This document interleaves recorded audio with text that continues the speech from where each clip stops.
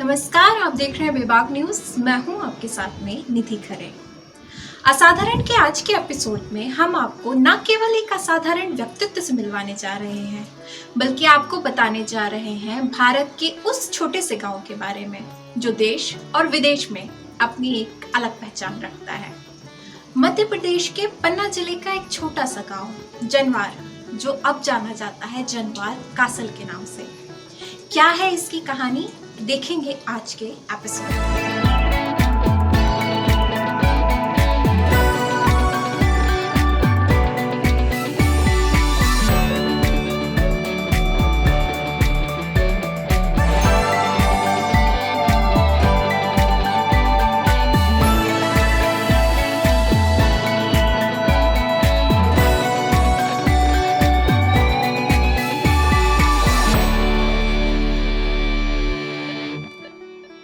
उल्रिके Reinhard Bharat अपने काम के सिलसिले में आई थी, पर उन्हें नहीं पता था कि भारत के साथ उनका रिश्ता कुछ खास होने वाला है।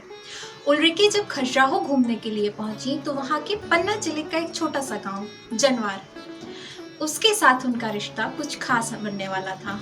दोनों को ही एक नया मौका मिलने वाला था। My name is Ulrike Reinhardt. I'm born in Heidelberg, a small little student town at the Neckar. I was born into a middle-class family. I have one child. I studied economics in a city close by, and all my life in my professional career, I was working as a freelance consultant. I was dealing with transformation processes. How do I change a situation within a company? How do I get, creative, innovative thoughts into a company? So I was always interested in cultural transformation processes. And this is the same thing I'm basically doing since 10 years now in India. In India, it's no longer corporates I'm dealing with. It's a village community, and honestly, I have to say this work, it's much more rewarding. जिस छोटे से गांव में skating, skate board या skate park के बारे में कोई नहीं जानता था, उल्रिके ने फैसला किया कि वो उस गांव में स्केट पार्क का निर्माण कराएंगे। I arrived in India almost exactly 10 years ago. I was invited for a conference in Delhi, and since this was my first time in India, I thought, I better fly out of Mumbai and see something of the country. So once the conference was over, I started looking at the map, and I saw, Agra is kind of close. So I went to see the Taj Mahal, and then I again looked on the map, and I saw these world-famous temples in Khajuraho, and I thought, wow, this is the place where I should go. So I took a train, I rented a car to reach, and this was actually the area where I got really stuck. I loved the landscape, I loved the people. There is some kind of roughness, wilderness in this part of India, which I really felt in love with. So most of my remaining 2 weeks I spent in this area, and since then I simply kept coming back. I was really attracted to the landscape there, to the river, to the mountains, to the forest, to the tigers, of course. So I just kept coming back. And one day, at the place where I was staying, the owner of this wildlife resort, he asked me if I didn't want to work in this area. So I was thinking, what to do. And I came up with the idea of building a skate park in one of these places. So I was asking him, we do need land to build a skate park. He loved the idea very much, and he brought in another guy from a town close by, where he offered us land, and one piece of the property was in Chanbar, in the village where I am today. So I cannot say that I found the village. It's rather the other way round, that the village found me. So, and since 2014, I've been in this village, and I'm still working there with the kids and the community. So I remember the first time when I drove into Janbar, I was with a person who basically acted as a translator between me and the owner of the land. And I was really, really blown away when I saw this place. I've never been in such a remote Indian village. I've never experienced,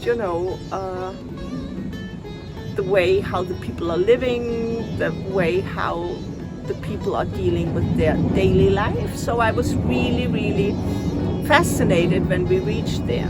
So when I saw the property, it was, love at the first sight. On my way out, I asked our driver to stop at the school, and I went in and I talked to the principal, and I was asking him, do you know how many kids this village has? And he said, it's like probably around 250. And this was the definite point for me to go, because earlier, Titus Dittmann, a very famous skateboarder in Germany, he has told me whenever you build a skate park, you need approximately 250 kids to fill it up. So this was really the number I needed. So, and there was no doubt when we were leaving that this would be the place. I didn't get really any kind of insights. I was just, sure that this is the place. I can't explain it. It was just, it was just to the point. This is it, and this is the place where we're going to build the skate park. उल्रिके ने skate park में आने के लिए 2 सख्त नियम बनाए। पहला, no school no skateboard, और दूसरा, गर्ल्स फर्स्ट। यानी कि जो बच्चे स्कूल लगातार जाते उन्हें पहले मौका मिलता और साथ ही लड़कियों को पहले मौका मिलता। इसका सकारात्मक परिवर्तन ये हुआ कि गांव के बच्चे जो स्कूल जाने से छूटते थे वो स्कूल जाने लगे। बच्चों की संख्या दिन ब दिन स्कूल में बढ़ने लगी, और वो लड़कियां जो स्कूल के बाद में सिर्फ माँ के साथ काम में हाथ बटाया करती थी, वो अब स्केटिंग सीखना शुरू कर रही थी। We had 2 rules. One rule was no school, no skateboarding. This really swamped the kids into the school. School attendance went up by 40 to 50%. And our second rule was girls first, just to make sure that the girls would get skateboards. But everything else we left to the kids. There was all of a sudden a space in this village where, new things happened. And the kids came together and they started talking with each other. There was no longer the separation by caste. There was no longer the separation by gender. They all came together and had, a space where they could play, where they could be. And my idea was that I observe what is going on, and whenever a kid was ready to move, whenever a kid wanted to do something, I felt it was my job to discuss the way forward with the kid, with the parents, with the community, so that we started building individualized learning journeys, as to speak, instead of, defining programs and pushing one program into the village. So everything really grew organically. We never did anything, or we never told the villagers what to do. Everything which happened because of the community. So we were working with them and not for them. And I think this is the biggest difference our program makes in comparison. जनवार गांव को देखने के लिए न केवल पन्ना जिले के लोग बल्कि देश और विदेश के लोग भी आते हैं। एक छोटे से गांव का ट्रांसफॉर्मेशन आज चर्चा का विषय बन चुका है। उल्रिके राइनहाइट की एक छोटी सी शुरुआत के जरिए इस गांव में जो सकारात्मक परिवर्तन आया है वो एक मिसाल कायम करता है। यहाँ के लोगों का सोचने का तरीका बदला है। बच्चों की जीवन शैली में एक सकारात्मक परिवर्तन आया है। many people have been asking me why a skate park in the middle of nowhere? Why don't you start with a school program, or why don't you build a school, or any kind of these things? For me, as I've said earlier, my interest is in changing cultures, in changing the mindset of the people. And I thought, when you have such a close entity like an Indian village where the rules are pretty strict, everything seems to be predetermined, and everything is really, really very traditional, I thought when you put the extreme opposite into the center of the village, that something has to happen. And skateboarding in its culture is really the extreme opposite of what village culture is. So skateboarding is all about finding your own way. Skateboarding is all about, it's almost rebellious. It's doing your own thing. And as I said, extreme opposite to what it is in the village. So I thought, if I bring these two things together, there will be some kind of clash of culture, actually. And from there, anything can happen. This was my first assumption. And the way we set everything up was right from the beginning that we did not predefine any kind of programs, that we did not predefine, any kind of working with certain communities in the village. We just set up this open space, and from there things emerged. जनवार गांव के बच्चों में skating के साथ साथ जो एक जिज्ञासा और थी, वो थी उल्रिके राइनहार्ट से बात करने की। पर उल्रिके राइनहार्ट को हिंदी भाषा नहीं आती थी, इसलिए बच्चों ने अब अपनी अंग्रेजी भाषा पे पकड़ मजबूत करी। उन्होंने अंग्रेजी भाषा को सीखना शुरू किया।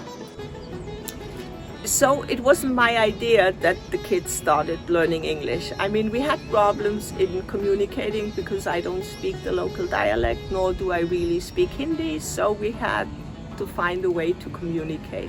So they started learning English. Skateboarding, they learned, it was, everything we did was a kind of self-organizing process. And so when one kid was able to do a trick, or when one kid succeeded in doing, in cruising on the skateboard, the others would look at them and check out, and they would simply pass on their learnings. That's how kids learn, and we simply gave them the space to do so. What happened to the entire community is the fact that the project pretty quickly became well known in India. And so what happened, whenever the elders went to the next town, people would ask, what is going on in Janvar? What is going on there? So they started to become proud of what was happening in Janvar, the kids you saw in the newspapers. So this entire process, everything which was happening, gave this village a new identity. It created what you would call in the corporate world, it created a corporate culture. So now what the villagers have, and what they are pretty proud about, is they have an identity.